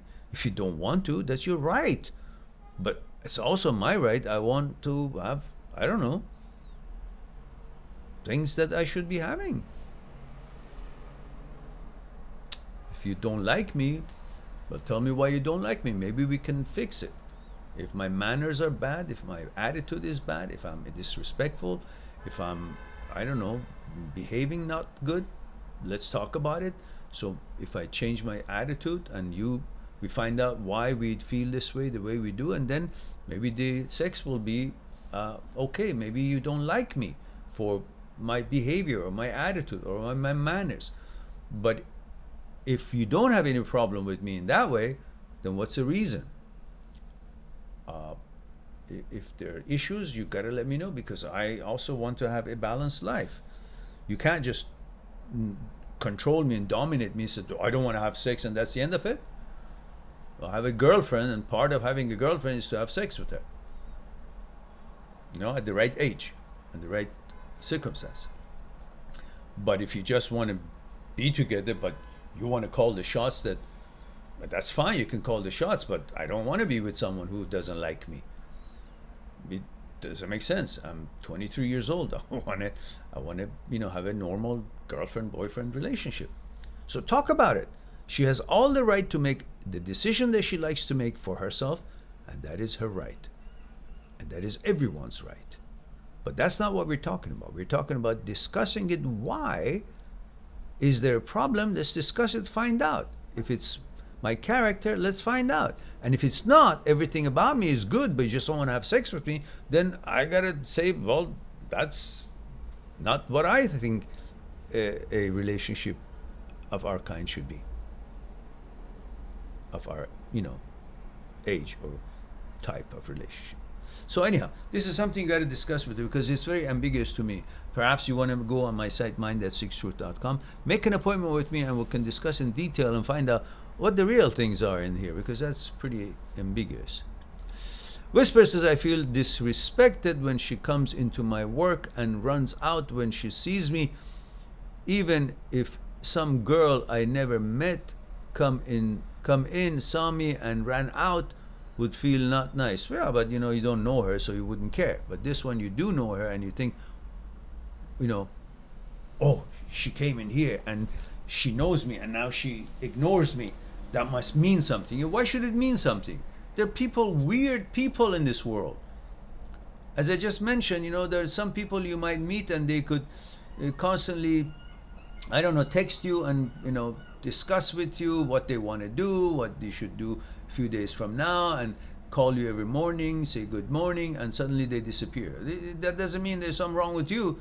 It just means they're weird, or they're not intelligent enough to discuss if there is a issue in their mind that caused them to behave this way, and they just make a certain kind of assumption or judgment and make a decision on that. That's imbalanced way of, right at the outset is a bad communication, and you don't want to be in a relationship that doesn't have a good communication. So in that situation, you simply don't focus on what they're doing that has anything to do with you. Focus on the fact that they were weird. This whole thing is weird. People are weird. Just because they're a woman, or they are the one who left or stop the communication, that doesn't mean there's something wrong with you. Just means there's nothing wrong with you. You're not into anything. So whatever it is that causing them to do that, it's their own retarded mentality. So don't worry about it. You're worried about why she does this. Who cares? She can come and go 100 times and shouldn't even give a damn. Why? Because she hasn't called you to talk to you or to say what she wants or what she does. Maybe she just wants the services of your office. Whatever. Treat her like a client. That's it. A customer. I don't know what you do. You never told me that anyhow.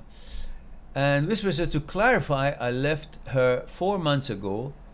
We were gonna get married, yet I got cold feet and felt like she wasn't ready. Female, 24, California. I'm 32. Uh-huh. Obviously. Yeah, 24-year-old girl, not ready. She just probably, unless she's something different, something special, I don't know. Says, how could you know what you want at age 24?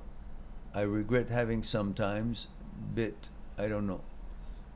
She would say she wanted to marry, and in the same sentence, she would talk about going out to party with her friends. Ah, yeah, well, that doesn't work.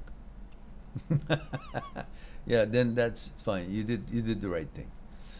You're at age 32, you're serious with your life, you want to build a life, build your future as far as financial possibilities or whatever else that you want to prepare. We never know what the future holds, and we never know what challenge we'll be facing with. So it is good to live in the moment, and also do whatever we can so we can secure a little bit of the future, which means we sacrifice the now, we sacrifice the pleasure of today for the hope that we will be okay in the future, which is neither here nor there, but it is a way that we can somehow bring certain kind of a stability in the volatile mentality of what the future holds and what will it be for me.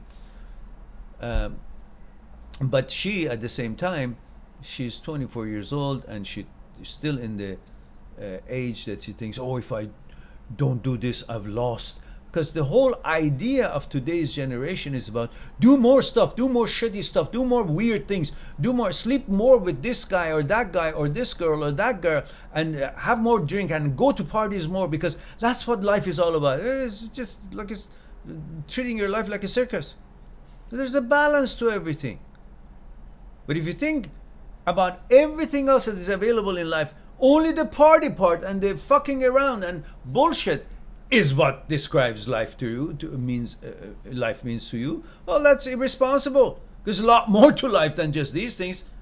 Believe me, there's a lot more things that you can be interested in and learn and explore and so on, and have a balanced life and have your relationship as well.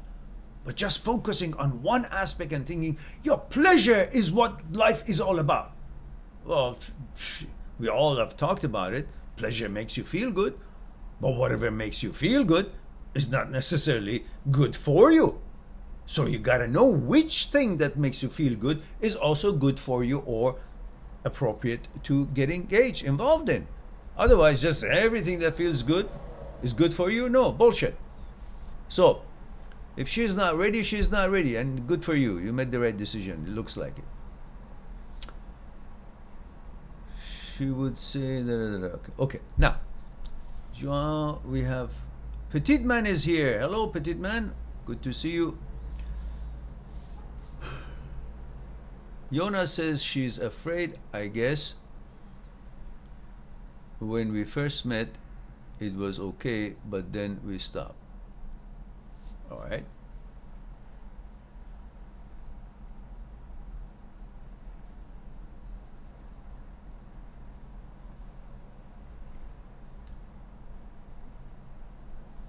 She's afraid. Afraid of what? I don't understand. Jonas, you're being ambiguous, because I don't know. How old is she? Is she at legal age? If she's not of legal age, you have no business being with her. But if she is of legal age and still behaves the way she does, well, then I guess you guys should have a talk and figure out what's going on.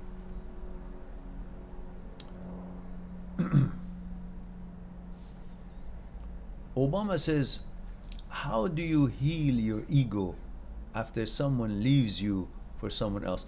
Ego doesn't need to be healed. Ego needs to be ignored most of the time.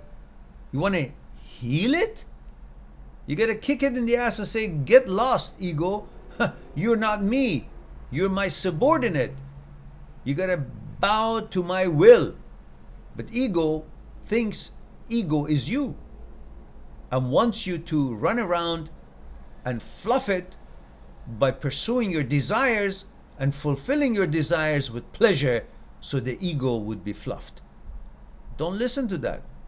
So if someone has left you, you just gotta understand that it's not a reflection on you, it's a reflection on them. They couldn't tell the difference between diamond, cubic zirconium, crystal, or glass. They just chose that particular one that they could understand, cubic zirconium or glass or crystal. But you got to consider yourself, regardless of their choice, diamond is still a diamond and has its value and does not diminish in value because it wasn't chosen and something lesser quality was chosen. You are you regardless of what she does. It doesn't diminish you, your ego. You got to have more belief and respect for yourself, not to think that your respect comes from the choice of the girl. If she chooses you, then you're all good. If she doesn't choose you, then you're not good. And somebody else that she chose is good. No, but who died and left her in charge? I've said that many times before. So you got to have more respect and value for yourself. Get your value from what you accomplish in life and the commitments that you have and the things, steps that you want to take to build a good life for yourself. That's what you should be focusing on. So there is no need to fix your ego. It's just there is a need for you to understand what makes you feel this way, rather than thinking, oh, my ego and I have no saying in it. No, you do. If you know what ego is, what it does, what it's trying to do, what desire is, how it is born, how to stop it, what is fear, where does it come from, how to stop it, how to understand it, what about the relationship between thoughts and consciousness, then you can understand all these things because you understand how you tick, rather than thinking, oh, I feel this way, but I don't know why I feel this way. When you do know what makes you tick, then you know why you feel this way, then the knowledge brings power to you and you are ready to go on to bigger and better things.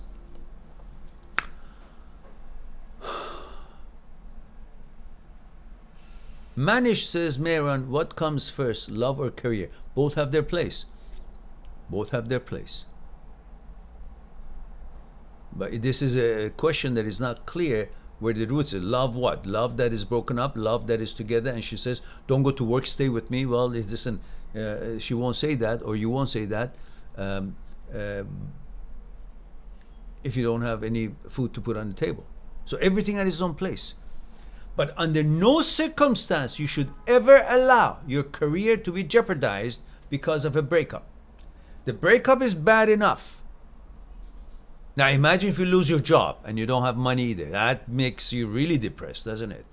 So everything that you should be focusing on after breakup, the first and foremost would be not do the things that could bring you depression. Depression of fear of what your situation is, could be worse, and things that would deny you of certain kind of a lifestyle, such as losing your job because you're constantly sitting around sulking and thinking about, oh, she left me. Oh, I don't want to work. I'm depressed. No. Are you going to say you're depressed when you don't have any food and your tummy is going to go grumbling? What are you going to do? You're going to go clean the street to get some food. So right now you have a job. Don't you ever allow any breakup or any kind of love to stop you from your duties and responsibilities to put food on the table. That comes first. But love has its own place. You have to learn how to bring the balance into your equation of life. All right. Petit Man says, Manishke, okay. SKB says, hip hop. SKC Beats says, hi, just popped in to say hello. 31 Mail UK, just here to listen and learn. Hello, good to see you. Thank you very much for your support being here and hope you enjoy it. Chris says, after a long relationship, it feels strange, somewhat hard to be on my own. Why? That's strange, okay. You came to this world on your own, alone. That wasn't strange, was it? You could deal with it at that age. Now, at this age, all the options open to you and opportunities and wisdom and education you have now, suddenly it's hard to be alone. Well, start loving, liking yourself and start paying attention to yourself and what things are important to you in life, and understand that the most important person in the world to you is you. And everything happens because you are there.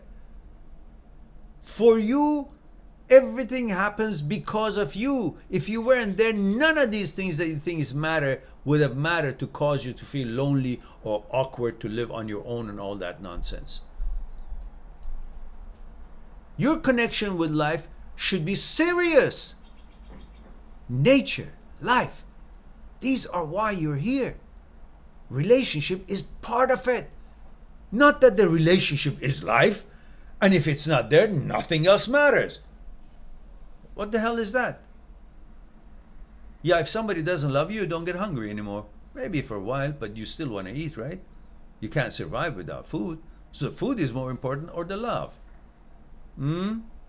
If you were to choose love or food, which one would you choose? Forever! If you choose love, you will die within a few days. Maybe 28, 30 days, not eating. So the love will last that much. But if you say, no, I prefer the food, the love will live, and you will have the food, and you will cultivate, make more food. When you have lots of food, then you go after the love. And you will have that too. So be a little bit intelligent about that.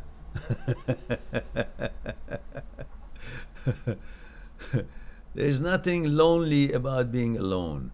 If you only know how connected you are with the nature and universe, you will not feel lonely. Especially this day and age, so much things available for you to engage in and learn and explore and experience and participate in, and so on and so forth. You know, as long as you sit around and say, I'm lonely, I'm lonely, I'm lonely, well, then mind moves the body.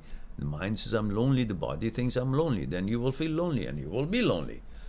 But as long as you say, listen, I feel kind of need some activity, some energy flow. So I'm going to go to the gym. I'm going to go to some outing. I'm going to go, I don't know, somewhere, call a friend or find a friend, or go to socializing events, or maybe, I don't know, here and there, meetups here and there, find something that you might have in common with, and meet new people just for friendship, nothing else. Or just spend some time with yourself to learn things that you always wanted to learn, and then bring the confidence in you. Once you feel confident because of the way you've been treating yourself and the things that you've been trying to accomplish, then that confidence automatically will attract good quality of people, and then the whole thing starts to be moving on a different note. Thank you, sir. You are looking more fit today. Missed you, sir. Well, thank you very much. I appreciate it. Yeah, I've been actually upping my gym exercises and so on, and yeah, I think I'm doing better in workout and all that. And Matt says, Mehran, I wanted to say sometimes I think the breakup was my fault, because the last day we were together, she invited to hang out with friends, but she was with them all day, so I went home and we argued.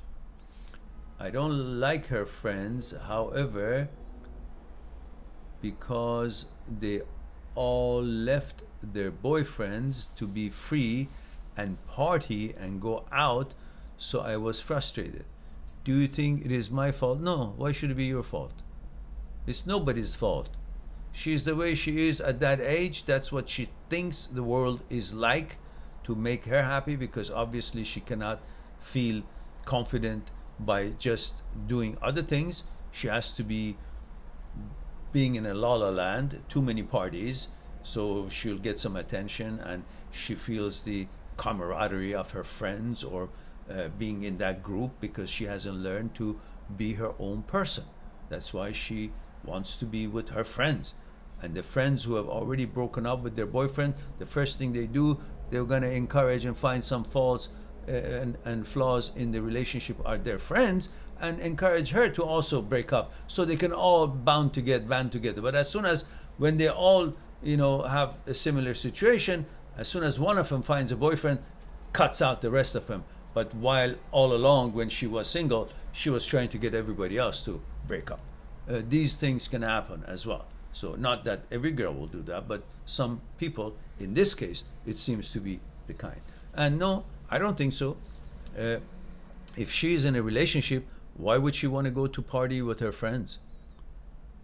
If you guys have an understanding that you are in a relationship, then you have to respect that relationship. Why are you in a relationship if you want to go to parties alone and what, get attention of others? It's not a convention, it's not a work related, and it's not a, you know, family party. It's party.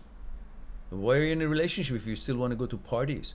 You're supposed to be going to parties together. If there's a party to go, if there's a celebration, you're in a relationship. You're supposed to go together, not singularly. Either one of you, the boy or the girl. I want to go to party. Why? We go to party together. And if one of us can't go, the other one doesn't go. Simple. That shows respect and love and teamwork, to be together. What's the difference? One of them has got homework to do, or one of them has got projects to do, and the other one says, but you can't come, so I go. What if that other one was sick and had a bad case of flu? Would the other one, is it acceptable to go to a party? No, for two reasons. One, they're in a relationship. It's kind of weird. Second, the other one is sick. Aren't you supposed to be there for each other? So if one is sick, can't go, the other one says, well, I shouldn't go to the party, I should take care of you. But if one is busy trying to make money or attend to his job or to his studies for exam, the other one feels, oh, well, he's not sick, so I can go to party. But the question is, why do you want to go to party alone? Because you're in a relationship. You go to party together. What kind of a signal are you giving out when you go to a party alone, when everybody knows you have a boyfriend or you have a girlfriend, but she's not here, but you're at a party? Or he's not here, but you're at a party? What signal are you giving out to the girls that are there, or to the guys that are there, depending on which one of you are going to the party and which one is at home or doing homework or working or sick? You gotta have certain principles. You can't bloody being in a relationship and also want a single life. Like many people today get married and they still want to have a single life. Or they become a parent, but they still want to have a single life. They shove the kids somewhere and get them to some program or put them somewhere so they can go party. Listen, that party business supposedly is done. Now you're in a different role in life. So you got to balance it out. The parties would be with your family. The parties would be both of you, the man and the woman, together go parties. If they can arrange the child safely be with a member of the family or responsible member of the family, and not a babysitter, so you guys can go to party. Unless, I don't know. That's other things that you got to consider. So what I'm trying to say is that there is a certain kind of a role that you're supposed to be playing when your lifestyle and you're in different stage of life. You can't constantly be a teenager or a child, even though you're now in a different level of life and have become a parent, but you just want to simply not be a parent while you're a parent. You can't. You got to get into the act. Either you are or you're not. Get into the role. Either you're a father or you're not. Either you're a mother or you're not. Either you're a husband or you're not. Either you're a wife or you're not. Just make it all clear to yourself and get into the role and be that role.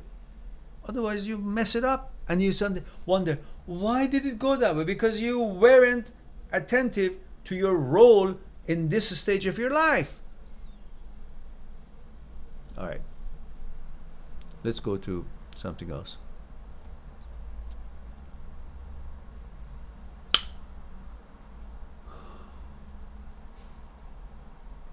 Chris says, got to go, really enjoyed listening and all the advice you have given. I've been glued to the screen for the last 2 hours. Many thanks again, feeling a lot more positive. Oh, is it already 2 hours? Oh, it is, isn't it? So it's time for me to cut it off. All right. Matt says she didn't really party a lot, but she has lots of friends as well as family and never made time to do a couple of things. It always had to be with her friends. Well, okay, then that's not the girlfriend. If it's only for friends and not you, well, there is no balance there either way. And if it's only you and no friends, that's not either good either. You gotta have a balance. Life is a balance. And Matt says she was kind to me, but said she also needs to be with friends and balance our relationship. Yeah, okay, that's reasonable. But it felt very neglected. I felt very neglected. I was at home alone for months because we were fighting over this. Ah, you're taking it too serious anyhow. What do you think? She's not going to be your wife. Just a relationship. So what do you expect from her? She's, I don't know, what age was it? Again, I don't remember the age.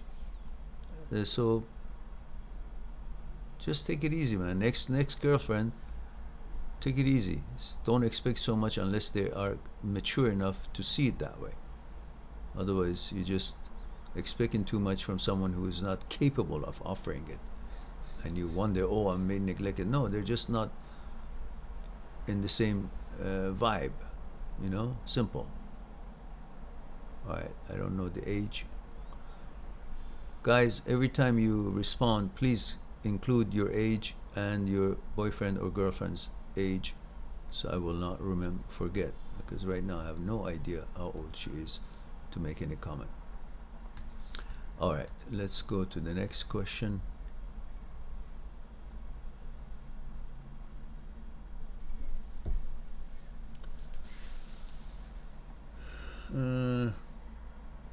We were on a break when she went to a party and said she was single and didn't invite me. Yeah, well, okay, then you broke up. So obviously she's not the right girl for you. Move on, find somebody who's really into it rather than thinking she's doing you a favor. You don't want to do a favor. Hip Hop says, oh, you're talking to Matt.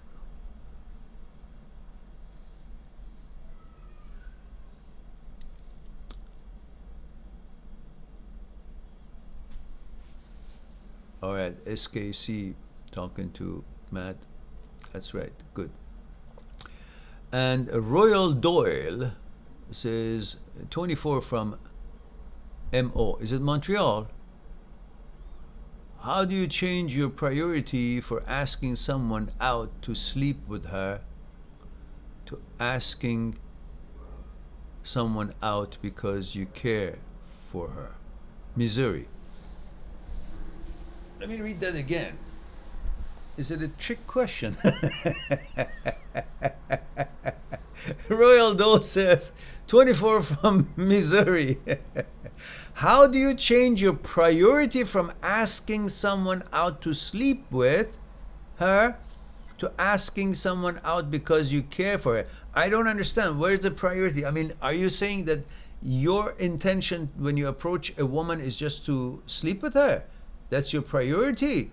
You call that a priority? Like, you don't have that feeling of, oh, what a wonderful woman. She looks great. I love to get to know her. I want to have a relationship with her. And then after that, you would get to know each other and you will have gravitation toward getting to know each other more, being warmer, and eventually intimate. But right off the bat, you say, oh, that, I want to fuck her. Is that what you say? Well, that's no way of treating a woman. I know we are programmed for procreation. Heterosexual male, the first thing comes to mind is, what a wonderful female. But when the thought comes through, it says, well, that's a person behind that figure. So I got to learn to know that person and respect that person. And then, of course, it would be, I would comply with my programming, which is I want to be intimate with her. But if you make that to be the only reason you want to be with a woman, no woman will love you, because women don't think of themselves as a entertaining entity. And you should stop thinking of them as we were programmed, a million years ago. Although that's the instinctive, that's what is in the gene, and the program eventually it's honing on that because that's in our genes for procreation. But you got to be able to have more of an understanding of why you want to be with woman rather than just the fact that you're attracted sexually and it's in your gene to want to be intimate with woman. And how to do that is simply by recognizing that the woman today is not the woman of 40,000 years ago. 40,000 years ago, 20,000 years ago, 10,000 years ago, 1,000 years ago, all you had in mind was a woman, female, procreation, sex. There was no other benefit other than helping each other in the cold winter to, I don't know, hunt and cook and survive. So the only value man had for woman was protection and chopping wood or making fire and doing things that needed for survival. And the only value that the woman had was to keep him warm, have babies, have sex, and pleasure. That's all. Yeah? Helping with, I don't know, field, working together, building something, or whatever it is that they could do together. That was it. There was nothing else expected from each other, limited to that. But that was 40 years ago, 40,000 years ago, 1,000 years ago maybe. The woman today is far beyond that. And it's time for you to recognize the real value that women bring to the societies and to our lives today. Yes, of course, they also bring lots of, mayhem and difficulties, but we're not talking about that percentage. We're talking about the real woman. The real woman today is far beyond anything 1,000 years ago woman was ever. She's intelligent, she's capable, she's educated, she's compassionate, she's understanding, she's capable of accomplishing important tasks. She brings solutions. She's inventive. There's lots of things about women. And if you cannot recognize that, then you cannot change your priorities. You're still looking at the woman today as a caveman was looking at the woman then, and the only thing comes to your mind is to fuck her. But if you come to understanding what the woman is today, you will have a lot more respect and love and admiration for the entity of that being. And of course, when the time is right for both of you, you will be attracted enough to decide to be intimate. That is always part of your programming in the gene. As a heterosexual male and heterosexual female, this is what it is for you written and how you behave. But before you get to that stage, focus on the relationship is being made by the persona of the woman, by the persona of each other, by each one's consciousness. That is the part that the woman is residing, not how she looks like. When you focus on the mentality and personality and the persona, the center of that human being that is a woman, then you will understand why there's so much pleasure to get to know her in her actuality before you can move on and focus on only her sexuality. That rhymed, didn't it? So, if you think that way, you will respect woman more, and you will want to see what she thinks and what she believes, what direction she wants to carry, what compatibilities you guys have, what she thinks about you, and then that attraction and that sex would be a lot better than, far more pleasurable than you just think about her as if she's just a piece of meat. That is not and no longer should be the way you would think of a woman today. All right. Matt is 21 and she's 20. For heaven's sake, if you'd have told me this right now earlier, I would have told you just move on. She's 20 years old. She's got not, and you're 21 years old. You guys hardly know yourselves, let alone to know what kind of a woman you want and what kind of man she wants. You're just experiencing it. You know, it's not a serious relationship. You feel this way because you're so young. You haven't accomplished anything. You think your biggest accomplishment is to have a girlfriend. And when she doesn't pay attention to you, you think, oh, well, my accomplishment is gone, therefore I have no confidence, therefore I'm nobody. No, you're everybody, but you haven't accomplished anything to see what you can accomplish, who you are. And who you are is only reflected in your mind according to your relationship with her. And when she feels that way, she feels then she's not anybody because she's the one who gives you value rather than thinking that being with you is also makes her feel confident. Therefore, she tries to get her confidence by going to parties and here and there because you seem to be so needy. Just be balanced. Do your life and do it. It's not a marriage. It's just, 20 and 21-year-olds, a relationship of boyfriend, girlfriend. That's it.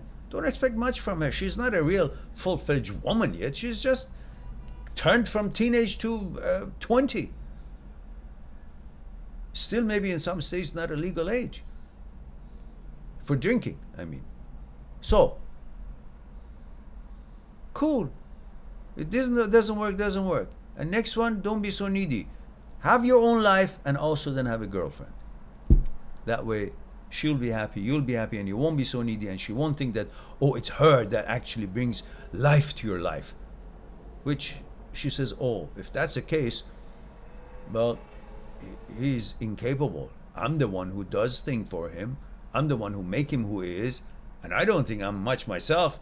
So if that's the case, he's pretty much nothing. And how could I be interested in him when he thinks I'm everything, but I really don't think I'm much, and he thinks I'm that much? That means he's not much. Did you get it? All right. Petit Man says, Mehran, when I buy the ebook, do I get a link, or how do I do? Yeah, you get a link that it says, click on this. I think it's the name of the book or in blue, and it just downloads automatically. Now, if it didn't, sometimes depending on which device and which computer, it may not. And recently, 2 or 3 people over the past few months, they said it didn't. So then just send me an email, and I will then have the file and I will send it to you, which definitely downloads with no problem. Debbie is watching. Hello, Debbie, on Facebook. Facebook people are sleeping today. Debbie, join us on YouTube, I guess, because soon this battery is done. I think I'm done with it. In fact, Debbie, I have to turn it off because it gave me a warning of the battery is gone almost. So I don't want it to shut off. Instead, I want to just end it, and then join us on YouTube if you like. We continue this for another few minutes, and we should end it soon anyhow. Let me just finish the questions. Maybe I'll just end it right away. Petit Man says, Mehran, whenever... Okay, yeah, that's right. And Matt says, oh, thank you, Mehran. I will try to improve my voice. Yeah, man. All right, guys, there it is. Looks like we hit all the questions. I thank you very much for being here. I love you all, and thank you for giving me the opportunity to share a thing or two with you. I hope you enjoyed as much as I did. And I look forward to talk to you again, maybe tomorrow. I'm not sure. Tomorrow is Sunday, possibly tomorrow. And that would be it for our week. And hopefully that you will share the videos you like on your social media and click on like whichever video you like. And don't forget to visit my site and enjoy the support that we have there. And if you want to talk to me on the Skype, please make an appointment. I'll be more than happy to communicate with you and arrange that appointment. And then we'll talk about things that might be concerning you. And don't forget, over 1,500 videos on this channel, and just type in whatever you feel like, and you're bound to find a video or two or bunch about that certain topic. All right. In the meantime, be good to yourself, to the others, and I'll talk to you soon. Bye for now.